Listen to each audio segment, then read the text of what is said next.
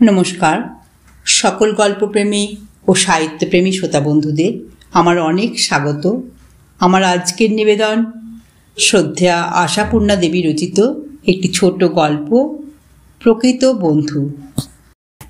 বহু আশার, বহু সাধনার আর বহু স্বপ্নের ফসল ফলল অবশেষে।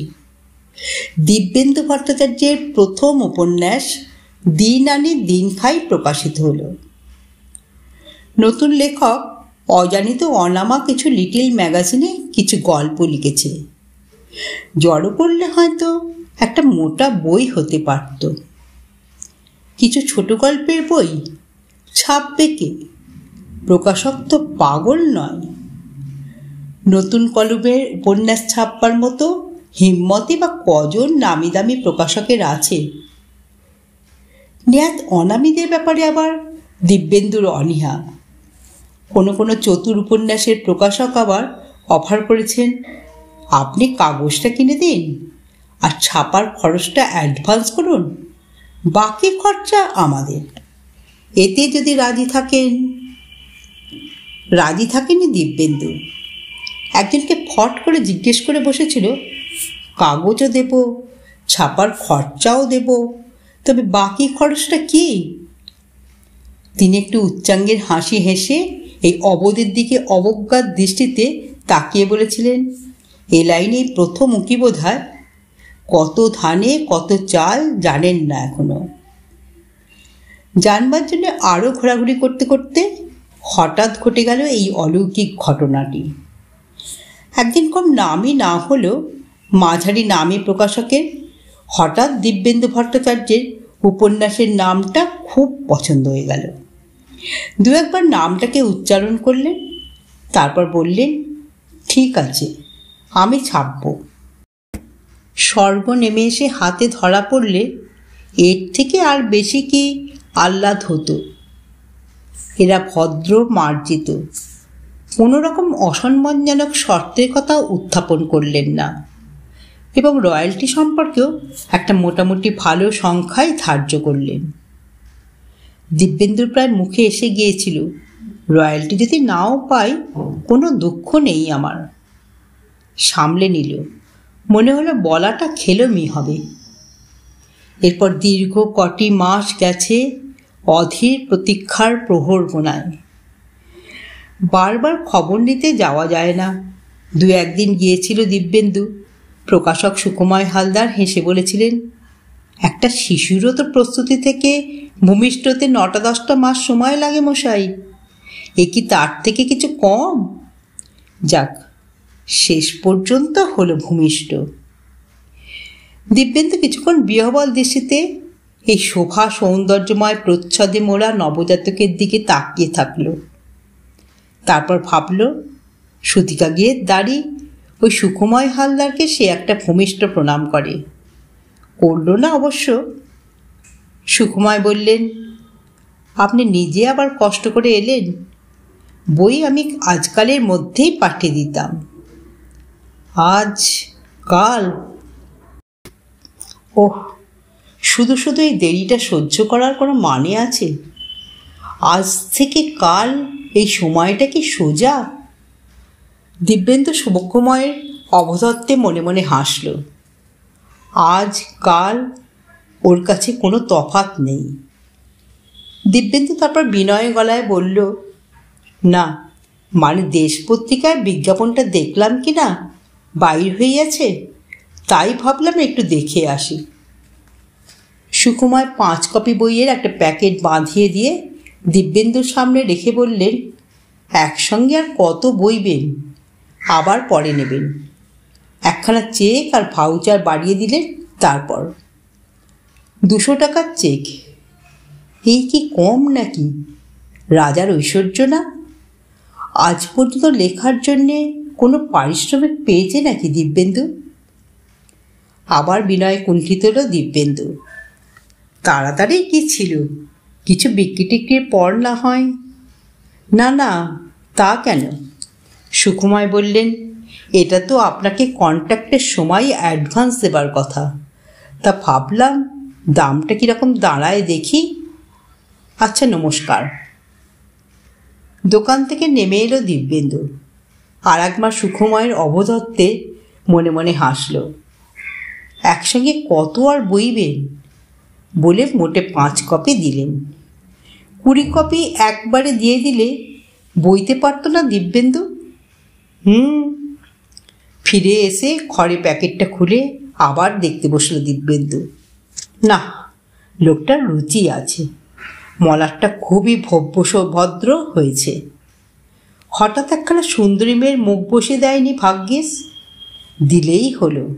নায়িকা তো থাকবেই সব উপন্যাসে, এবং স্বভাবতই তার মুখ সুন্দরী হবে, শ্যামাঙ্গী হলেও।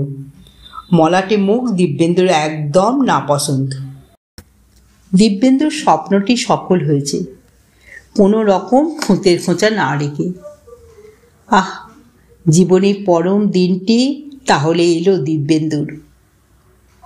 আজই বর্ধমানে চলে যাওয়া যায় না, যাদের নামে উৎসর্গ করেছে তাদের কাছে? উৎসর্গ পৃষ্ঠাটা খুলল দিব্যেন্দু। কোনো রকম বেশি বাগাড়ম্বর না করে ঝরঝরে ভাষায় লিখেছে, বাগানের প্রথম ফুল মা ও বাবার করকমলে।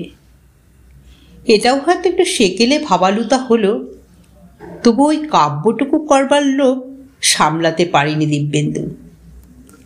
তাছাড়া পাঠক পাঠিকারাও জানুক এটা দিব্যেন্দু ভট্টাচার্যের প্রথম বই। ভালো লাগলে বিস্ময়ে মোহিত হবে, বলবে, বাবা, প্রথম বই, তার মানে একটি শক্তিশালী লেখকের আবির্ভাব ঘটল। আর ভালো না লাগলে ক্ষমাঘেন্না করে ভাববে, একেবারে আন করা তো, এসব ত্রুটি থাকবেই, তবে বক্তব্যটা জোরালো। তবু লোকের হাতে হাতে ঘুরছে, প্রকাশক উৎফুল্ল হয়ে বলছেন, আপনার বইটা পাঠক নিয়েছে। কি সুন্দর ছবি। দিব্যেন্দুর মা বাবা বর্ধমানে থাকেন, দিব্যেন্দুর লেখাপড়া সেখানেই। তাদের অনেক বন্ধন, সেসব ছেড়ে দিয়ে এবং পৈতৃক বাড়ির উদার বিস্তার ত্যাগ করে কলকাতায় এসে মোটা ভাড়ার বিনিময়ে একটা 2 ঘরা ফ্ল্যাটে এসে উঠবার কথা তাঁরা ভাবতেই পারেন না। অথচ দিব্যেন্দুর হঠাৎ একটা চাকরি জুটে গেছে এবং ডেলি প্যাসেঞ্জারই সম্ভবপর নয় বলে কলকাতায় চলে এসে এক দুঃসম্পর্কের জ্যাঠার বাড়িতে উঠেছে। সুখের বিষয়, জ্যাঠা জেঠি নিঃসন্তান, তাই দিব্যেন্দু স্বাগতই পেয়েছে। এই দিনকাল শুধু দুটো বুড়ো বুড়ির সংসার। একটা জোয়ান ছেলে যদি থাকে ভালো বই মন্দ নয়। তাছাড়া জানা ছেলে, বর্ধমানের মানুষ, পাটি ফাটি করে না, মস্তান মার্কা নয়, অফিসের কাজের সময়ের উদ্বৃত্ত সময়টুকু হইচই করে বাইরে ব্যয় করে না, এসে বাড়িতেই ঘরের মধ্যে বসে ঘাড় গুঁজে লিখে মরে। কি এত লেখে কে জানে। সুখের বিষয়, এরা নিঃসন্তান। সন্তান থাকলে পরের সন্তানে হ্যাপা পোয়াতে পেরে ওঠে কজন? অধিকারের মাটিতে দাঁড়ানো সেই সব সন্তানেরাই বা তা নিতে দেবে কেন? হুট আউট করে দেবে না? কিন্তু দুঃখের বিষয়, এরা বড়ই গোলামার্কা।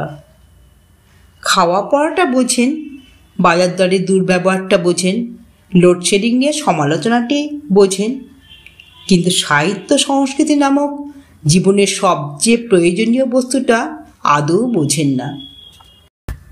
কি এত লিখিস রে দিবু? জেঠির এই প্রশ্নে লেখার ব্যাপারটা বোঝাতে গিয়ে হতাশ হয়েছে দিব্যেন্দু। শহরের বুকে চিরকাল বসে থাকা মানুষ যে এখনো এরকম গোলা থাকতে পারে, এটা দিব্যেন্দুর ভাবনার বাইরে ছিল। এমনকি জ্যাঠামশাই পর্যন্ত জানেন না বই ছাপার ব্যাপারে প্রকাশকের ভূমিকা কি ধরনের। অতএব এখানে বই দেখানোটা অবান্তর বাহুল্য। না, আজকের এই বিকেলটায় আর লিখতে বসা যাবে না, বসে কাজও নেই। অরিজিতের কাছে যাওয়া যাক। অরিজিতের হাতে এমন সুন্দর ছাপা বাধাই বইটা তুলে দিচ্ছে, এই দৃশ্যটা মনে করে দিব্যেন্দুর বুকটা ভরে উঠল। আর মা বাবার হাতে দেবার সময় ভেবেই আহ্লাদে চোখে জল এলো। মা তো আর তার জেঠিমার মতো নয়। মা দিব্যেন্দুর লেখার প্রথম পাঠিকা। হাতের লেখা গল্পগুলো টেনে টেনে পড়েছেন, আহ্লাদ করেছেন, উৎসাহ দিয়েছেন, আবার সমালোচনাও করেছেন। বাবা অত কিছু না হলেও জ্যাঠামশাইয়ের মতো অবশ্যই নয়। তবে উপন্যাসটার কথা দিব্যেন্দু কোনো দিন বলেনি।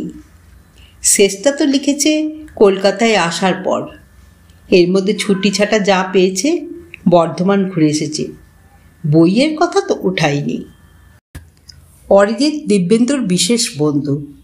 ওর কথাটাই আগে মনে পড়ল। শনিবারের বিকেল। অরিজিৎ একটা স্কুলে পড়ায়। সেই স্কুলটায় আবার শনি রবি দুদিন ছুটি। কাজেই সারা দিন এলিয়ে গড়িয়ে এখন চা খেয়ে বেরোচ্ছিল। অরিজিৎ দিব্যেন্দুকে দেখে উল্লসিত হয়ে বলল, যাকগে, তাহলে আর বেরোবো না, বস বস। আবার বরং আর এক রাউন্ড চা হয়ে যাক। তারপর বল, কি খবর? হঠাৎ আগমন যে, হাতে কি বই কিনে নিয়ে যাচ্ছিস? দিব্যেন্দু আস্তে সন্তর্পণে ব্রাউন পেপারে মোড়া বইটা বার করে টেবিলে অরিজিতের সামনে রাখল। না, বন্ধুকেও বইয়ের কথা বলেনি দিব্যেন্দু। যতদিন প্রকাশক জোটাতে পারছিল না লজ্জায় বলেনি। যখন জোগাড় হয়ে গেল তখন সারপ্রাইজ দেবার জন্যে বলেনি। কি এই বলতে গিয়েই থেমে গেল অরিজিৎ। মলাটের ওপরে শিল্পকলাটুকু তো বইয়ের আর লেখকের এই নাম দুটি নেই। গল্পগুলো ছাপালি বুঝি? দিব্যেন্দু বলল, না, এটা একটা উপন্যাস। তাই নাকি? কোন কাগজে বেরিয়েছিল? দিব্যেন্দু অবাক হলো।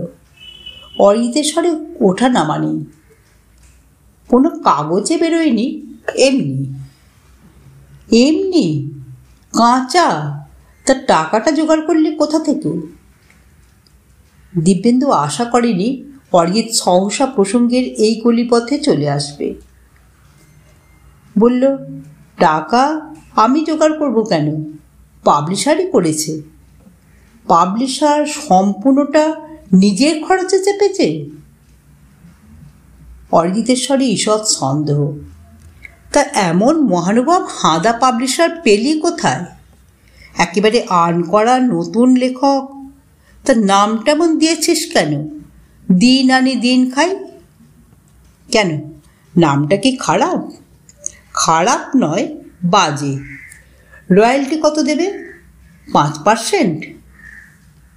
দিব্যেন্দু ভুরুটা একটু কোঁচকাল। অরিজিতের গলা এমন তাচ্ছিল্যের সুর কেন? একটু গম্ভীর হলো দিব্যেন্দু। বলল, 5%? তোর মতো আর্ন করা লেখককে আর কত দেবে? 20 তো দেবে বলেছে। দিব্যেন্দু একটু তাচ্ছিল্যের ভাব। 20 দেবে বলেছে? 20? ওই আনন্দেই থাকো। নাম করা লেখকরাই বলে 20%-এর বেশি পাচ্ছে না। কি জানি, আমাকে তো সেই হিসেবেই দিল। তাছাড়া পাবলিসিটিতে তো কম খরচ করেনি। দেশ পত্রিকায় বিজ্ঞাপন সোজা নয়। এই তো সব লিখেছে 4-5 লাইন। দেশখান হাতে করেই এনেছিল দিব্যেন্দু। অরিজিৎ চোখ ফেলল। তরুণ লেখক দিব্যেন্দু ভট্টাচার্যের দিন আনি দিন খাই একখানে আলোড়নকারী উপন্যাস। কলম ধরেই ইনি একটি জোরালো বক্তব্য নিয়ে হাজির হয়েছেন। সম্ভাবনার উজ্জ্বল দিগন্ত তার জন্য অপেক্ষা করছে। অরিজিৎ হেসে উঠল। পাগলে কি না খায়, কাগজে কি না কয়। বিজ্ঞাপনের গরু গাছে ওঠে, তা ছেপেছে কত? দিব্যেন্দু গম্ভীর হলো। বলল, নতুন লেখকের আর কত ছাপবে? 1000 কপি ছাড়া। অরিজিৎ একটু উচ্ছ্বাসে হাসি হেসে বলল, আরে বাবা, নতুনদেরই তো রাম ঠকানো যায়। তোকে বলেছে 1000, দেখিস ছেপেছে 3000। 3000? মার্কেটে কাটবে না পোকায় কাটবে? বললাম তো, বিজ্ঞাপনের গরু গাছে ওঠে। ওরা কাটাবার কৌশল জানে। তোকে 1000 কমের দাম দিয়ে নিজে ফোকটে বাকি 2000-এর লাভ ঘরে তুলবে। দিব্যেন্দুর খুব রাগ হচ্ছিল, তবু শান্ত গলাতেই বলল, তা সেটা করলে লেখকে আর কি করবার থাকে? কিচ্ছু না। অরিজিৎ বন্ধুর মুখের সামনে বুড়ে আঙুল নেড়ে বলে, তোমাদের মতন ভ্যাবলা লেখকদের কিছুই করবার থাকে না। ওদেশের লেখকরা নিজে প্রেসে গিয়ে প্রত্যেকটি কপিতে স্ট্যাম্প দিয়ে আসে, তা জানিস? তাই বুঝি? জানতাম না। যাক, ছেপেছে এই লাভ, কি বলিস? কাগজগুলো বড্ড বাজে দিয়েছে। মলার তো শুধু লেটারিংতেই ছেড়েছে, আর্টিস্টকে পয়সা দেয়নি। দাম করেছে 14 টাকা। এই বইয়ের 2000 কপির রয়্যালটি যদি মেরে নেয় তাহলে তোর কত লস হয় ভেবে দেখ। থাক ভাই, আমার মাথায় অত হিসেব ঢোকে না। আচ্ছা চলি। আপনারা এতক্ষণ শুনছিলেন আশাপূর্ণা দেবী রচিত প্রকৃত বন্ধু গল্পটি এখানেই সমাপ্ত হলো। যদি শ্রোতা বন্ধুদের আমার গল্প পাঠ ভালো লেগে থাকে তাহলে অবশ্যই আমার চ্যানেলটিকে সাবস্ক্রাইব করে পাশে থাকা বেল আইকনকে প্রেস করে অল করে দেবেন। তাই যখনই আমি নিত্য নতুন গল্প আপলোড করব আপনারা সঙ্গে সঙ্গে পেয়ে যাবেন। আপনারা সবাই খুব ভালো থাকবেন। নমস্কার।